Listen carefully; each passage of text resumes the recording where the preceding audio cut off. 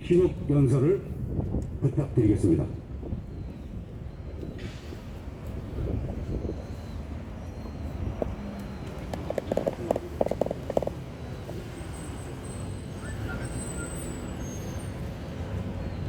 존경하는 제주도민 여러분, 안녕하십니까?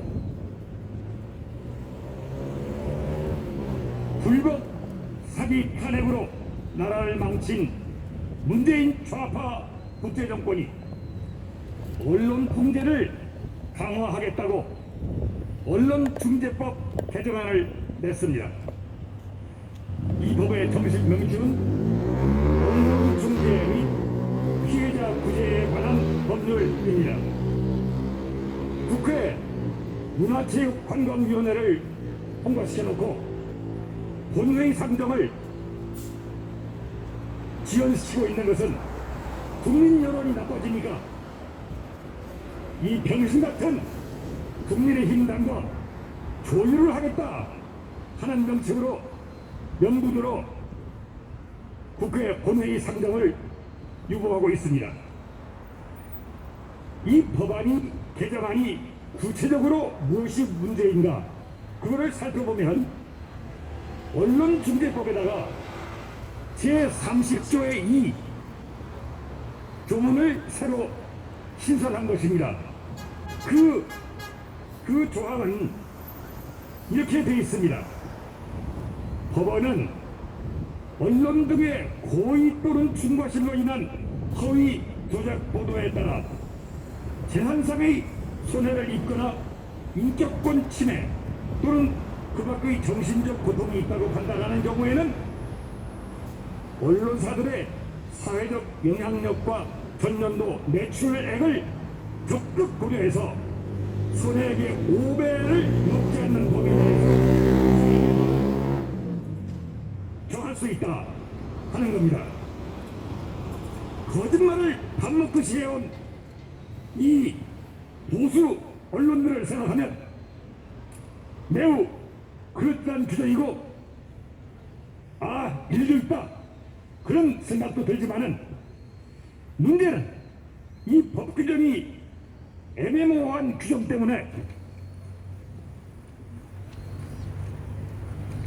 이 애매모호한 용어 때문에 이놈의 좌파 정권이 법원을 통해서 자기가 마음대로 쥐락펴락하는 법원을 통해서 언론의 재갈을 물릴 수 있다는 것입니다. 도대체 인격권의 침해는 그 액수가 얼마이며 정신적 손해라고 하는 것의 피해액은 얼마인지 이런 것들은 법원의 주관적 판단에 좌우될 수 있는 것인데다가 더구나 아주 웃기는 것은 그 언론사의 전년도 매출액을 적극 고려해서 더 많은 더 강한 신문사일수록 더 큰 징벌적 액수의 손해배상을 물리겠다는 것으로서 말하자면 주요 언론사들을 표적을 삼는 겁니다. 또 한 가지는 허위 조작 보도라는 이름으로 유튜브라든가 우리나라에서 지금 열심히 활약하고 있는 인터넷 신문사들을 규제하자는 것입니다. 이 제30조의 2 조문을 신설한 것뿐만 아니라 제17조의 2 조문을 신설했는데 거기에는 기사열람 차단 청구법이라는 것이 있습니다.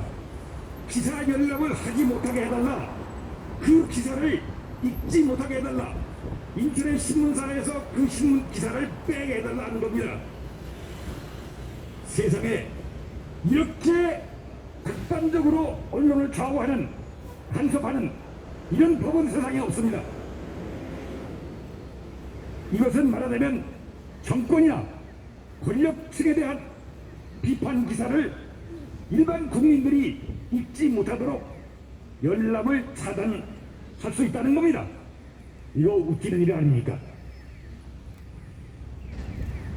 현대사회에서 막강한 힘을 갖게 된 언론 등에 대해서 피해자인 개인이나 국가기관, 사설단체들이 반론 청구권을 갖고 정정보도 청구를 하고 손해배상을 청구할 수 있게 한 제도는 좋은 제도입니다.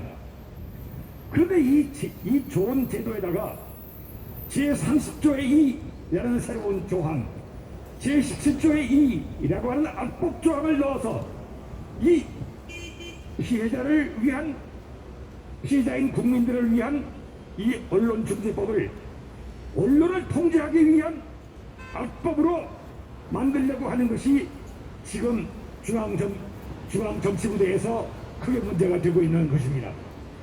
이거 우리들도 다 같이 이 문제에 대해서 관심을 가져야 하지 않겠습니까?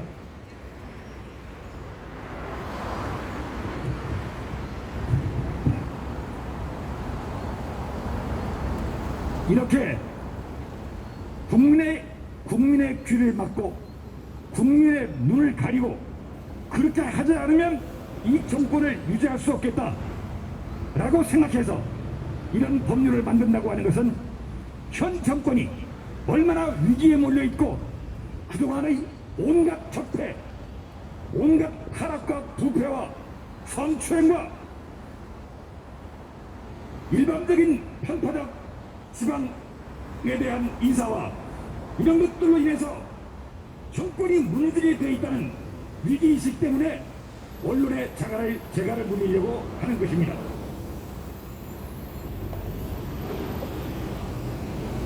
옛날 공자 맹자하는 맹자 형님도 백성의 읽는 입을 막는 것은 강의 어기를 막는 것과 같다, 이런 말씀을 하셨는데, 쌓이고 쌓이면 그 뚝이 터지게 되어 있는 것입니다. 문재인 정권이 이렇게 부패하고 무능해서 이제는 언론을 장악하고 국민의 눈과 귀를 가려야 정권을 유지할 수 있겠다, 그래야 이번에 대선을 칠 수 있겠다, 이렇게 판단한다는 것은 그야말로 희극인지 비극인지 알 수가 없는 노릇입니다. 또 단기간 동안 언론을 봉쇄한다 하더라도 그 효과는 풍선 효과가 있어서 유언비어를 많이 만들어내게 됩니다. 예컨대 이렇게 모든 언론을 장악하게 되면 뉴스를 쓰지 못하게 하고 기사를 못 쓰게 하면은 온갖 유언비어, 거짓말 뉴스가 흥행하게 되는데, 예컨대 이런 뉴스가 나오면 어떡할 겁니까? 어제 새벽 4시에 북한이 인천에 미사일을 발사해서 지금 수도권이 아수라장이 되었다. 북한이 미사일로 청와대를 박살을 내서 대통령이 지금 살아있는지 죽었는지 모르겠다, 이런 유언 비어가 떠돌게 된다는 것입니다. 언론 통제는 함부로 하는 것이 아닙니다. 그렇게 국민들이 언론의 자유까지 포기시킬 수 있을 만큼 강력한 정권도 못 되는 것들이, 한 줌밖에 안 되는 좌파 정권들이, 이것들이 국민의 힘을, 국민의 입을 막고 국민의 귀를 막겠다고 까불고 있는 것입니다.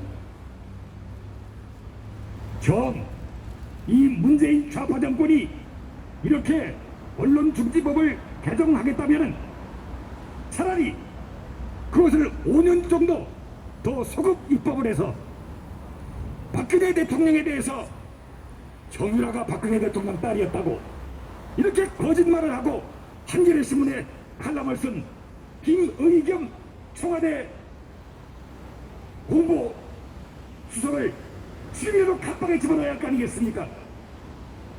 북한은 핵무기를 만들 의사도 없고 능력도 없다고 말한 그런 대통령을 갑박에 집어넣어야 할 거 아니겠습니까? 지금 문재인 대통령이 자기가 한반도의 평화를 지키겠다고, 큰 진척을 봤다고 이렇게 거짓말하는 거, 지금 전쟁 일보 직전에 있는 이런 위태한 상황에서 평화하고 있는 그런 거짓말, 이런 대통령을 갑박에 집어넣어야 할 거 아니겠습니까? 우리가 이제는 이 정권이 정권 말기에 이르러서 언론 통제까지 하게 되었다는 것을 명심해야 됩니다. 이 정권이 다 된 겁니다. 그러면 언론 통제 이후에는 무엇이 있겠습니까? 딱 남은 거 하나 있습니다. 잡아다가 물고문하고 죽이는 겁니다. 잡아다가 물고문하고 죽이는 거, 이것이 독재 정권의 마지막 단계인데, 언론 통제는 바로 그 직전 단계인 것입니다.